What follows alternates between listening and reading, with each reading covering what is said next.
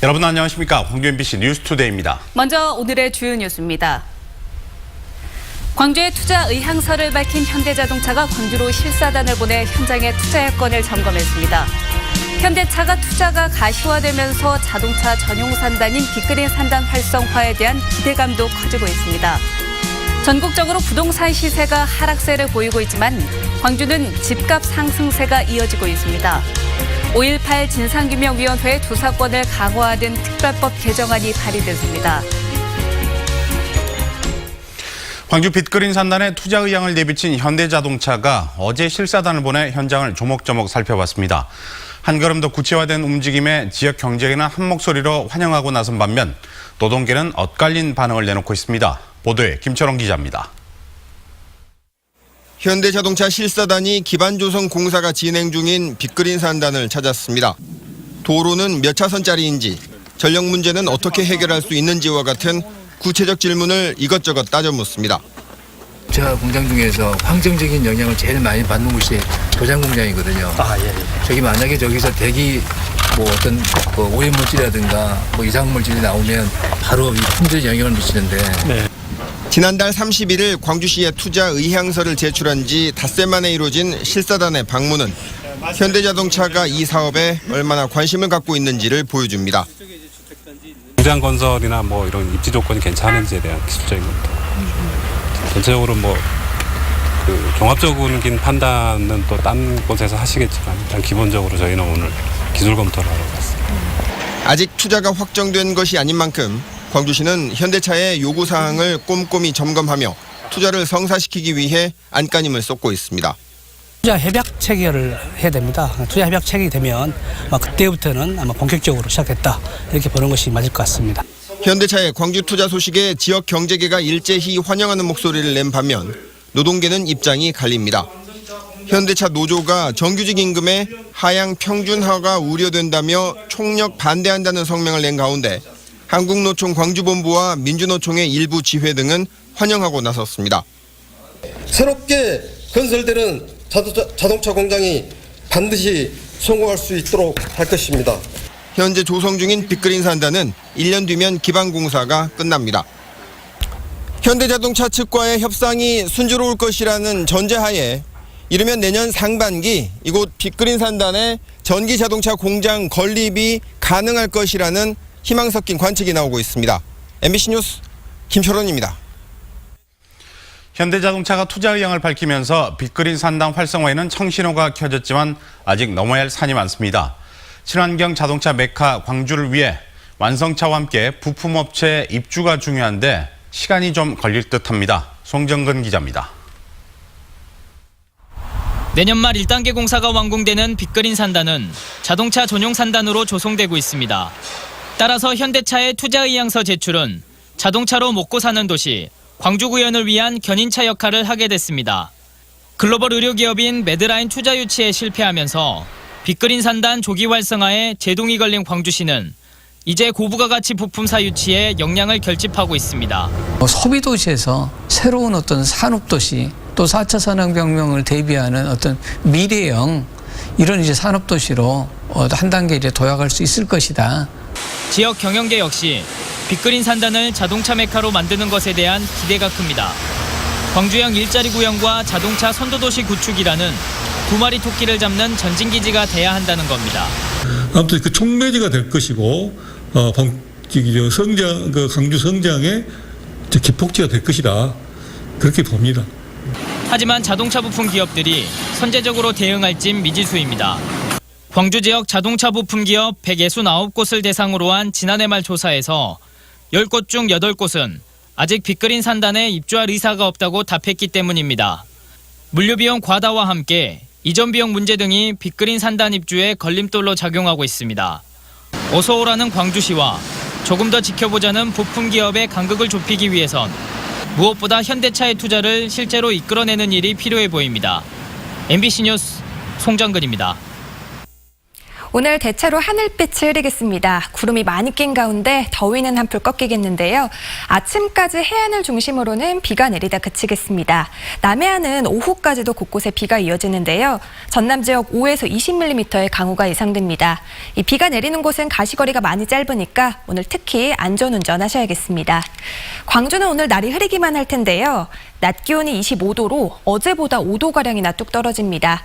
더위가 일시적으로 해소되는데요. 다만 내일부터는 다시 30도 가까이 오르면서 불볕더위가 기승을 부리겠습니다. 오락가락하는 날씨에 건강 잃지 않도록 주의하시기 바랍니다. 현재 광주가 19.2도, 영광 18도 보이고 있고요. 낮 기온 장성 24도, 담양 25도, 화수는 26도로 예상됩니다.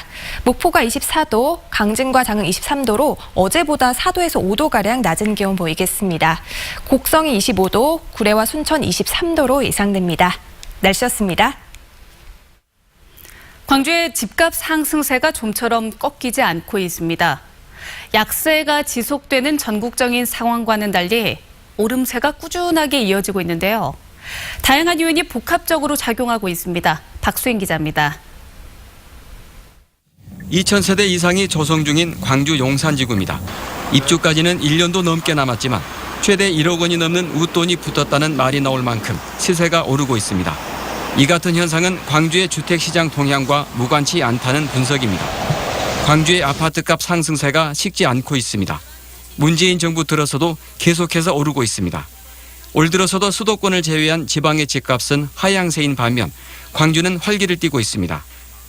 파리 대책으로 대변되는 정부의 고강도가 빠진 데다 올해 입주 물량이 지난해의 절반 수준에 불과해 신규 아파트 수요를 충족하지 못하고 있기 때문입니다.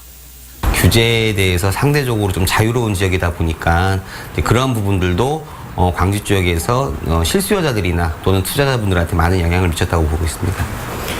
또 광주의 인구는 매년 감소하지만 오히려 세대수는 증가하고 있는 것도 집값 상승 요인으로 작용하고 있습니다. 1인 가구 증가와 빛가람 혁신도시 공공기관 입주 그리고 이에 따른 기업 유치 등으로 세대수들이 증가하고 있는 모습으로 조사되었습니다. 광주가 다른 곳보다 매매가 대비 전세가 비율이 높고 전세 수급도 원활치 않아서 내 집 마련에 대한 욕구가 강한 것도 주목할 만한 대목입니다. 수요는 많은데 공급은 제한되면서 광주의 미분양 물량 역시 큰 폭으로 감소했습니다. 광주의 집값 상승세가 당분간 계속될 거란 전망 속에서 최근 대출 연체율이 다소 상승하고 있는 건 눈여겨봐야 할 지표입니다. MBC 뉴스 박수인입니다.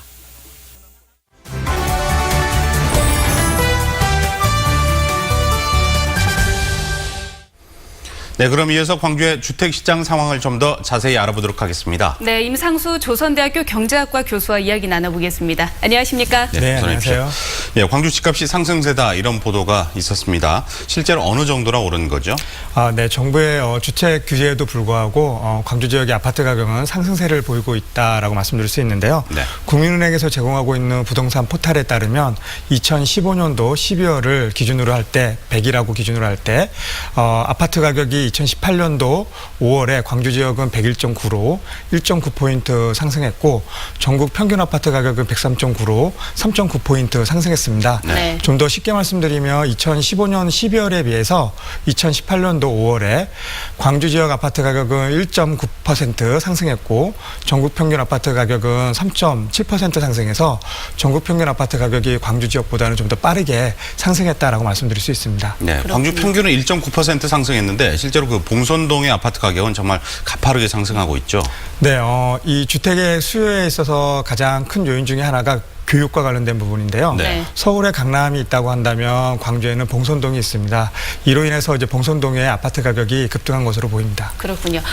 광주의 자가 보유율이 그래도 높은 편이라고는 이야기는 하지만 이렇게 상승세가 계속되면 이 집을 사기가 너무 어려워지지 않을까 그런 걱정이 돼요. 네, 주택 가격이 상승을 하게 되면 당연히 비용 부담이 있기 때문에 주택을 구입하는 데 있어서 어려움이 있을 것입니다. 네.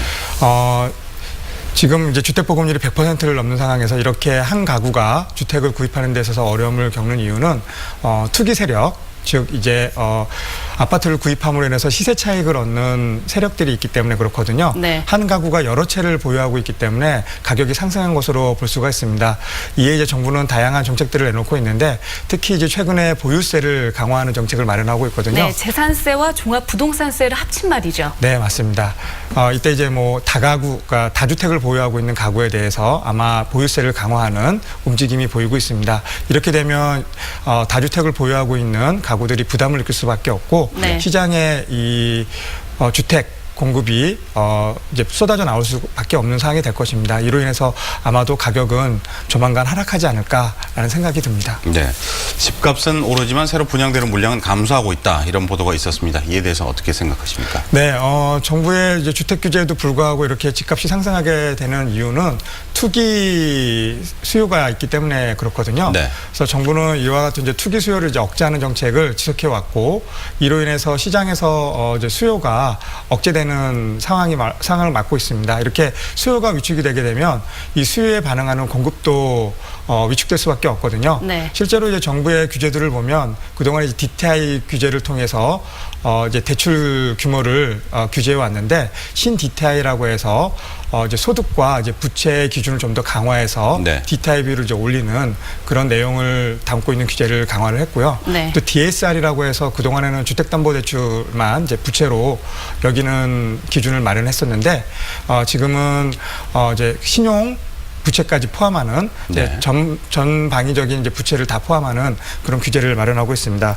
또한 이제 최근에 이제 강남에 이슈가 되고 있는 재건축 초과 수요에 대한 그 환수제가 이제 도입됨으로 인해서 수요가 이제 억제될 것으로 예상이 됩니다. 네, 용어 잠깐 설명해드리면 DTI는 주택담보대출 비율이고 DSR은 이 상환할 수 있는 능력에 대해서 이야기를 하는 건데 결국 좀 더 멀리 보자면 광주 집값 역시 조금 조정이 되거나 하락할 수 있을 것 같거든요. 집을 산다면 언제 정도쯤으로 생각하면 될까요? 네, 주택 가격의 요인이 되는 부분이 상당히 많아서 어느 시점이다라고 이제 명확히 말씀드릴 수는 없지만 큰 이제 흐름 측면에서 말씀드리면 지금보다는 조금 시간이 지난 이제 가격 하락 안정기에 접어들었을 때 구입하는 것이 바람직하지 않나 싶습니다. 네. 이제 주택 시장에서 정부의 정책의 일관성이 가장 중요한데 그 동안에는 이 정부 정책이 냉탕과 온탕을 오갔거든요. 네. 그로 인해서 가격 하락을 할 수 있는 그런 조정기가 있음에도 불구하고 가격이 하락되지 않은 것이 사실입니다. 그러나 최근에 이번 정부에서는 주택을 가치제로 판단하고 있고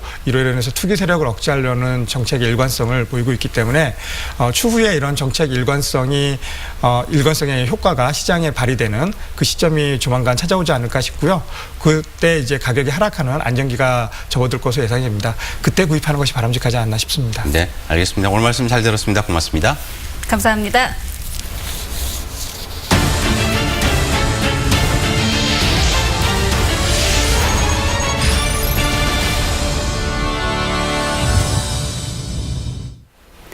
빛가람 에너지밸리 배후 산단인 나주 혁신산업단지도 활기를 띠고 있습니다. 에너지밸리 성공 가능성이 높아지면서 국내 에너지 기업은 물론 외국 기업들도 투자에 참여하고 있습니다. 이계상 기자입니다. 에너지 저장 장치 ESS를 연구 개발하고 전문 시공하는 기업이 나주 혁신산업단지에 공장을 착공했습니다. 에너지밸리 성공 가능성이 높아짐에 따라 새로운 공장을 에너지밸리 전용 산단에 신축하는 것입니다. 공장 설립에는 필리핀 에너지 전문 기업인 사트랍 에너지가 전격적으로 참여했습니다. 투자 규모는 50억 원에 불과하지만 한국전력이 필리핀에서 전력망 구축 사업을 추진하고 있다는 점에서 사업 확장성이 클 것으로 기대됩니다. Because we found the right connection, right people to invest. It is actually an asset for our company to invest in South Korea, especially the Energy Valley. 국내외 기업들의 투자가 이어지면서 나주 혁신산단 분양 열기가 뜨거워졌습니다. 투자 유치 1호 기업이 공장을 세운 지 1년여 만에 혁신산단 분양률이 68%에 이르고 있습니다. 분양 계약을 맺은 기업체 가운데 58곳이 이미 공장을 세우거나 착공 절차에 들어갔습니다. 한국전력이 발주하는 공사를 입찰할 때 에너지밸리 기업들에게 가산점이 주어지면서 기업들이 공장 설립에 속도를 내고 있습니다. 53개 업체가 들어오면 개별 입지가 되는데 보통 보면 한 개 업체에서 2-3개 필지를 찾아가기 때문에 한 40개 업체가 들어오면 저희들은 100% 지금 완료 홍보를 좀 예상하고 있습니다. 일반 지방 산단에서 시작해 성공 여부가 불투명했던 나주혁신산단은 에너지밸리 훈풍을 타고 국가 산단으로 지정될 가능성이 높아졌습니다. MBC 뉴스 이계상입니다. 영화 택시 운전사의 주인공인 고 김사복 씨 아들 김필승 씨와 5.18 당시 북한 특수군으로 지목된 시민군 지용 씨가 5.18을 왜곡한 지만원 씨를 검찰에 고소했습니다. 두 고소인에 따르면 지만원 씨는 인터넷에 올린 글을 통해서 5.18 당시 광주의 참상을 세계 알린 힌치 패터 기자와 김사복 씨를 간첩이라고 주장하고 5.18 사진 기록에 등장한 지용 씨를 북한 특수군이라고 주장했습니다. 이들은 지 씨의 글과 사진이 일베와 구구 매체를 통해서 지속적으로 확산되고 있다며 검찰에 엄중한 조사를 촉구했습니다. 민주평화당의 최경환 의원은 5.18 진상규명위원회 조사권을 강화하는 내용의 특별법 개정안을 발의했다고 밝혔습니다. 이번에 발의된 5.18 진상규명특별법 개정안은 직원 수를 50명에서 100명으로 늘리고 조사 대상자가 동행명령에 불응할 경우 부과할 수 있는 과태료를 1,000만 원에서 3,000만 원으로 늘렸습니다. 또 압수수색 영장 청구를 의뢰할 수 있는 기준을 현재보다 완화하는 내용도 포함됐습니다. 광주 전남 여성단체가 5.18 당시 성범죄 책임자와 가해자들의 처벌을 촉구했습니다. 5월 민주여성회 등은 5.18 당시 민주주의를 위해 싸운 여성들이 고문 수사와 집단 성폭행을 당한 사실이 드러나고 있다며 정부가 성폭력 피해 진상규명을 위해서 책임자와 가해자들을 엄중 처벌해야 한다고 말했습니다. 여성단체들은 또 피해 여성들이 용기를 내 신고할 수 있도록 상담신고센터를 만들겠다고 밝혔습니다. 전남 서남부는 주력 업종인 조선업 경기 변동에 따라 지역경제 부침도 심할 수밖에 없습니다. 선박의 성능을 개선하는 개조 산업이 조선업 불황 속에 틈새 시장으로 주목을 받고 있습니다. 김진선 기자입니다. 막바지 공정이 한창인 선박 개조 현장. 연료 절감 장치를 부착하고 선형을 개선해 이전보다 연료 사용량을 4% 이상 줄이는 성능 개선 작업을 벌였습니다. 조선해양기자재연구소의 연료 절감 장치 설계 기술과 조선 관련 기업들의 전문성이 합쳐져 국내에서 첫 실용화 성과를 거두었습니다. 방향타에 대한 부분 그리고 선미 부분에 대한 프로펠러를 수리를 해서 보다 나은 그 운항 선박에 대한 연료 절감 효과를 얻을 수 있기 위해서 대불 산단 내 전문 기업들이 모여서 기술력을 개발하여 진행을 하였습니다. 기존 설비를 최신 기술로 성능을 향상시키는 선박 개조, 리트로피트 산업이 최근 주목받고 있습니다. 해양 환경 규제가 강화되면서 기존 선박들도 연비 향상과 국제 해사기구의 환경 기준에 맞도록 수년 내 고쳐야 하는 상황입니다. 단순 수리나 개조가 아닌 고난도의 설계와 기술이 필요해 정부 지원과 연구소, 기업 간 협력 체계 구축이 선결 과제로 꼽힙니다. 국내 리트로핏 대상 선종으로는 약 한 2,000척에서 4,000척까지 지금 보유를 하고 있고요. 국제적으로 본다 그러면 약 한 5만 척까지 됩니다. 그래서 이런 시장이 활성화가 되기 위해서 처음 기술 개발해서 이번에 적용을 한 거고 성과가 굉장히 잘 나왔기 때문에 앞으로 계속해서 큰 시장으로 확대될 것으로 예상합니다. 대형 조선소와 단순 임가공 협력업체 위주의 지역 조선업 생태계는 세계 조선 경기 변동에 민감할 수밖에 없습니다. 높은 기술력을 요구하는 선박 개조 산업은 한계 상황에 처한 지역 조선업의 고부가 가치 틈새 전략 업종으로 눈길을 끌고 있습니다. MBC 뉴스 김진선입니다. 국회의원 재선거가 실시되는 광주 서구갑과 영암 무안 신안선거구에서 민주당 후보가 크게 앞서는 여론조사가 나왔습니다. MBC와 KBS 등 방송 3사가 실시한 여론조사 결과 광주 서구갑에서는 민주당 송갑석 후보가 53.1%, 평화당 김명진 후보는 4.4%를 기록했습니다. 영암 무안 신안선거구에서는 민주당 서삼석 후보가 49.4%, 평화당 이윤석 후보가 16.6%로 나타났습니다.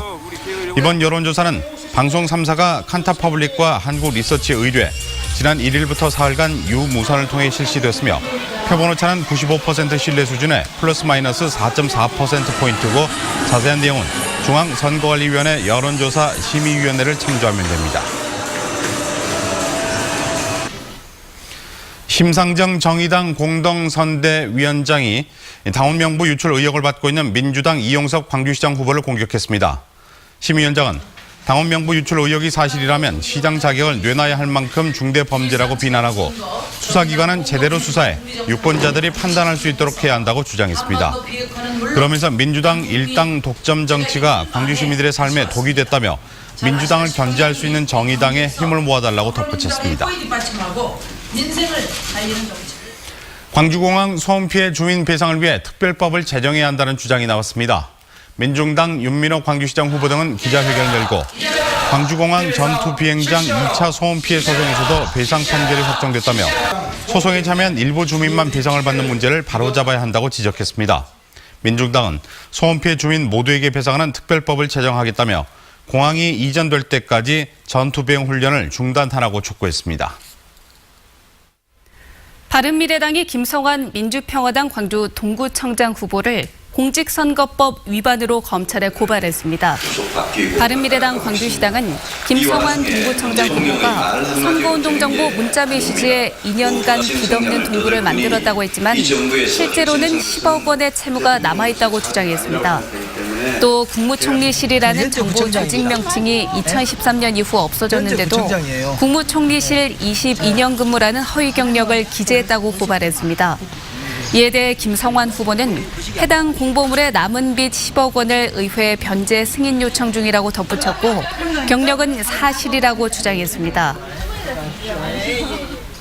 전라남도 교육감 선거를 두고 장서궁 후보와 고석규 후보 간 신경전이 가열되고 있습니다. 장서궁 후보를 지지하는 전남교육희망연대 등은 고석규 후보가 자녀와 함께 2년 동안 동반 외국연수 뒤 장남이 서울 지역 특목고에 입학한 경위와 이명박 정권 시절 사회통합위원 경력 등에 대해서 해명을 요구했습니다. 이에 대해 고 후보는 장남은 외국연수 뒤 목포 모 중학교 3학년에 입학해서 지난 2003년 서울의 한 외고에 합격했고 이명박 정권의 사회통합위원회는 사회갈등 조정 차원에서 마련된 것이라고 해명했습니다. 이번 달 13일 치러지는 곡성군수 선거 후보자 TV 토론회가 조금 뒤 오전 8시 30분 광주 MBC에서 방송됩니다. 곡성군 선거방송 토론위원회가 주최하는 오늘 토론회에는 더불어민주당 유군기 후보와 민주평화당 조상래 후보, 정의당 박웅도 후보와 무소속 강대광 후보가 출연해서 곡성 발전을 위한 정책 대결을 펼칩니다. 광주 동구가 동명동 카페거리 일부 구간을 일방통행로로 지정해서 운영하기로 했습니다. 동구는 불법 주정차로로 차량이 오가기 힘든 광주 아이플렉스 앞 도로와 국립아시아문화전당 외곽 주차장 인접도로 등 두 곳을 일방통행로로 지정하기로 했습니다. 아이플렉스 왕복 2차로는 약 185m 구간이 일방로로 지정됐고 문화전당 외곽 주차장과 인접한 도로도 서석초등학교 방향으로만 진입이 가능합니다. 광주시 소방본부가 폭염 대응 체제에 들어갔습니다. 소방본부는 5개 소방서 30개 구급대를 폭염 구급대로 지정하고 모든 구급차에 얼음조끼와 식염수를 갖추는 등 온열 환자 발생에 신속하게 대응하기로 했습니다. 또 119 구급상황관리센터에서는 온열 환자 병원 현황을 119 구급대에 실시간으로 안내한다는 방침입니다.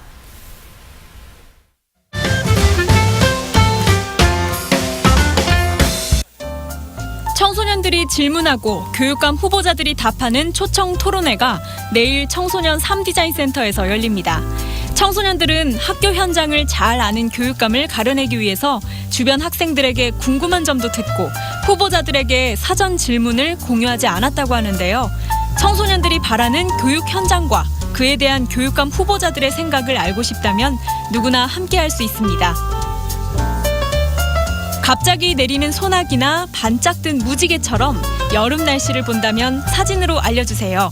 광주 기상청은 짧은 시간에 발생하는 기상 현상을 다양한 곳에서 관측하기 위해서 이벤트를 시작했는데요. 참가자 중 좋은 사진을 보낸 20명에게는 문화상품권을 제공합니다. 병어의 성어기를 맞아 수협 광주 공판장이 병어 특별 홍보 판매전을 오는 17일까지 엽니다. 산지에서 출하된 싱싱한 횟감용 병어를 중도매인들이 현장에서 직접 판매하고요. 다양한 크기의 병어를 마련해서 소비자들이 폭넓은 선택을 할 수 있도록 할 예정입니다. 이제는 쇠퇴해버린 7080 음악 다방을 30년 넘게 운영하게 된 사연은 무엇일까요?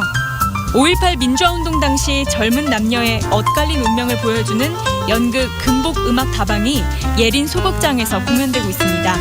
공연 후에는 당시 인기 DJ가 관객들의 신청곡을 들려주는 시간도 마련됩니다.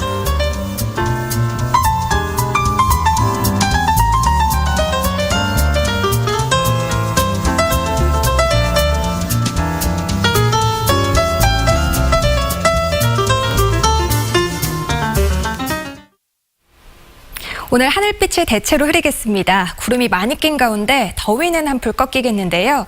해안을 중심으로는 아침까지 비가 내리다 그치겠습니다. 남해안에는 오후까지도 곳곳에 비가 이어지는데요. 전남 지역 5에서 20mm의 강우가 예상됩니다. 비가 오는 곳은 가시거리가 많이 짧으니까 안전운전 특히 유의하셔야겠습니다. 오늘 광주는 하늘이 흐리기만 하겠는데요. 낮 기온이 25도로 어제보다 5도가량 뚝 떨어지겠습니다. 더위가 일시적으로 해소될 것으로 예상됩니다. 다만 내일부터는 다시 30도 가까이 오르면서 불볕더위가 기승을 부리겠습니다. 오락가락하는 날씨에 감기 걸리지 않도록 건강관리 잘 하셔야겠습니다.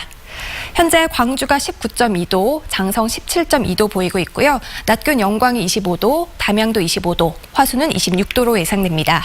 목포가 24도, 강진 23도로 어제보다는 4도에서 5도가량 낮은 기온 예상되고요. 곡성이 25도, 구례와 순천 23도, 광양과 여수는 21도로 예상됩니다. 전 해상에서는 당분간 안개가 많이 끼니까 항해나 조업하는 선박들은 각별한 주의가 필요하겠습니다. 내일부터는 맑은 하늘 드러나면서 다시 더위가 기승을 부리겠고요. 일요일에 우리 지역 비 소식 있겠습니다. 날씨였습니다.